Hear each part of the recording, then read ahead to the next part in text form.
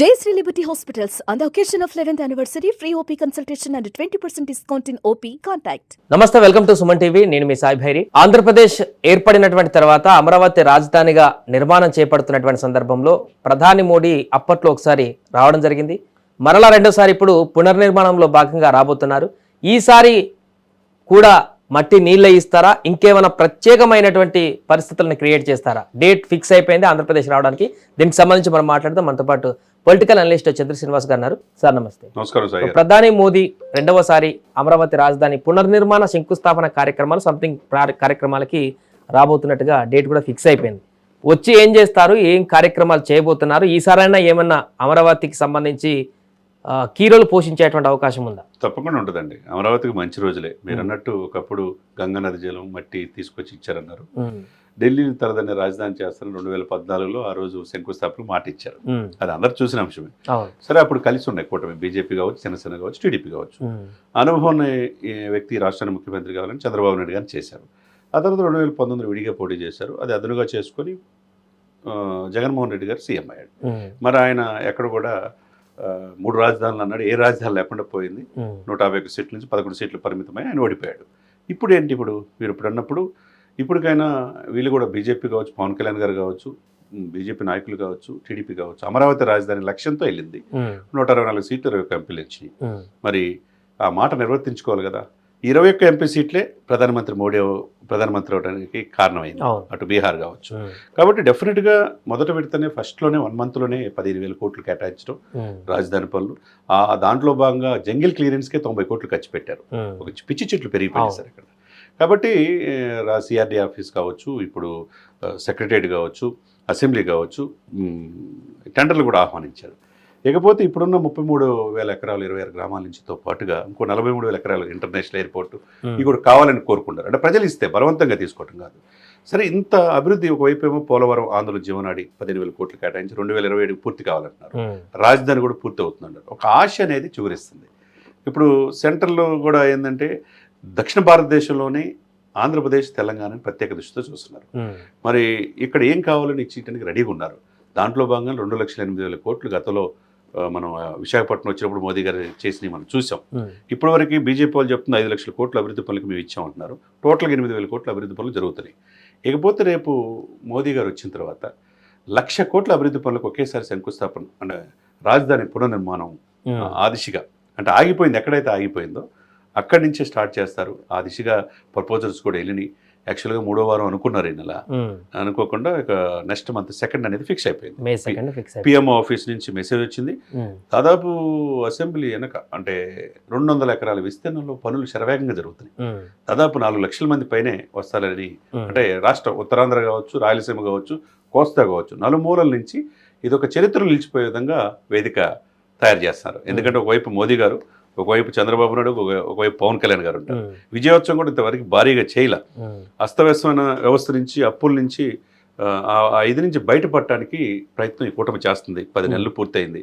రేపు మే 2 ఎలా జరగబోతుంది, ఏమి వరాలు ఇస్తాడు, ఏమేమి సెంట్రల్ నుంచి నిధులు తీసుకొస్తాడనేది కోట్లాది మంది ఆంధ్రప్రదేశ్ ప్రజలు మోదీ గారు అప్పుడు 2016 కానీ 17 ఆ సమయంలో అమరావతి రాజధానిగా ప్రకటించిన తర్వాత శంకుస్థాపన అనే పేరుతో వచ్చినటువంటి ప్రధాని మోదీ మరలా ఇప్పుడు అదే శంకుస్థాపనను, నిర్మాణానికి సంబంధించినటువంటి ఈ పనులు చేయడానికి కోసమే అభివృద్ధి పనులు అని చెప్పేసి ఇస్తే అది యాక్సెప్టబుల్స్ ఉంటుందా, లేకుంటే ఇంకేమైనా ప్రారంభోత్సవాలు కూడా చేసే అవకాశం ఉందా? 10 సంవత్సరాలు ఏం ప్రారంభోత్సవాలు చేయకుండా మళ్ళీ శంకుస్థాపన అంటే ప్రజలు దాన్ని తీసుకునేటువంటి అవకాశం ఉందంట. అంటే 10 సంవత్సరాలు అంటే అక్కడ తాత్కాలిక రాజధాని అని, తాత్కాలిక భవనాలు అని చెప్పేసి ఆ మాట అన్నాడు ఆ రోజున చంద్రబాబు నాయుడు గారు. అలా అప్పుడు అనుకుండా ఉండాల్సింది. అయ్యే ఉపయోగించుకుంటారుగా. జగన్ గారు కూడా అదే అసెంబ్లీ, శాసన మండలి, శాసనసభ, సెక్రటరీ ఉపయోగించుకున్నాడు కదా. అంటే ఇంకా పర్మనెంట్గా చేద్దాం అనుకున్న సమయంలో సమయాభావం వల్ల కావచ్చు, ఏదైనా కావచ్చు, ప్రభుత్వ పట్ల ప్రజలు వ్యతిరేకత కావచ్చు, ఒక్కసారి నన్ను చూడండి కావచ్చు, జగన్మోహన్ రెడ్డి గారిని సీఎం చేస్తే ఆగిపోయింది. ఎక్కడ పనులు జరగల. ఇప్పుడు అప్పుడు సెంట్రల్ గవర్నమెంట్ చేయాల్సింది చేయలా. ఈయనేమో 22 మంది ఎంపీలు, 20 మంది ఎంపీలు ఇస్తే మెడలు ఉంచుతానన్నాడు. ఈయన ఉంచాడు తప్పితే ఈయన స్పెషల్ స్టేటస్ తల ఏమి తేలా.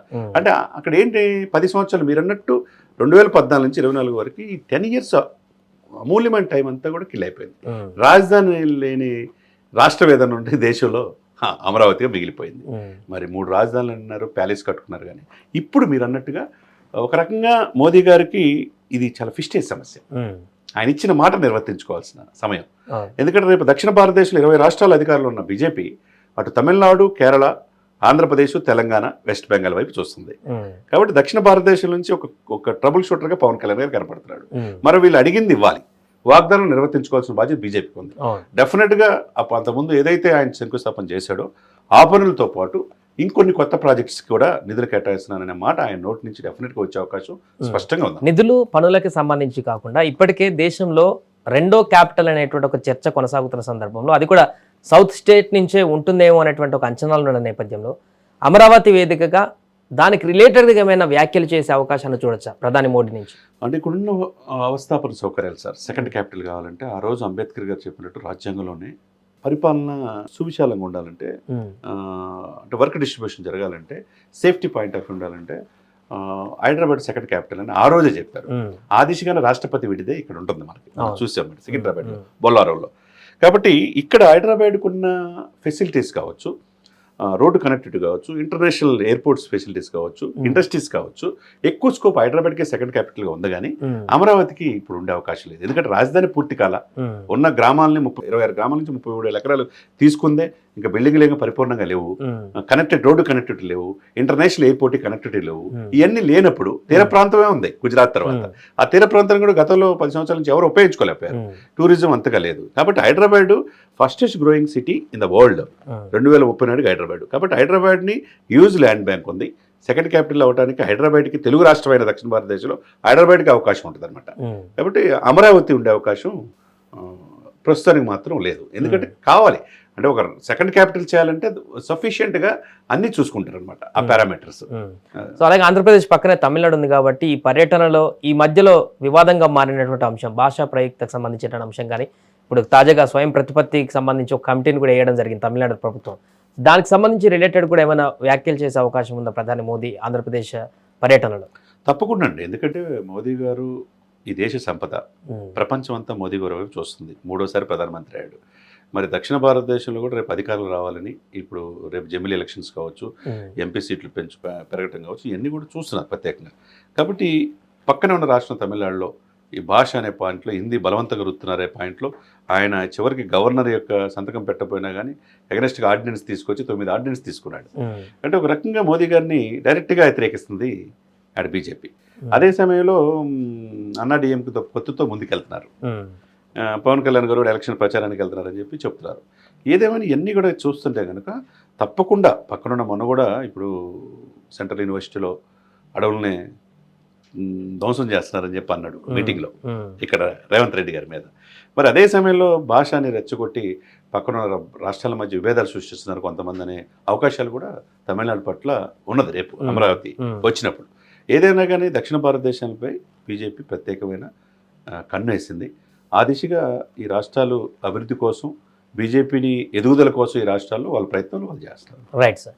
ఇది ప్రస్తుతం ప్రధాని నరేంద్ర మోదీ ఆంధ్రప్రదేశ్ పర్యటన ఖరారైపోయింది. మే 2వ తారీఖున అమరావతి వేదికగా భారీ బహిరంగ సభలో ఆయన ప్రసంగించనున్నారు.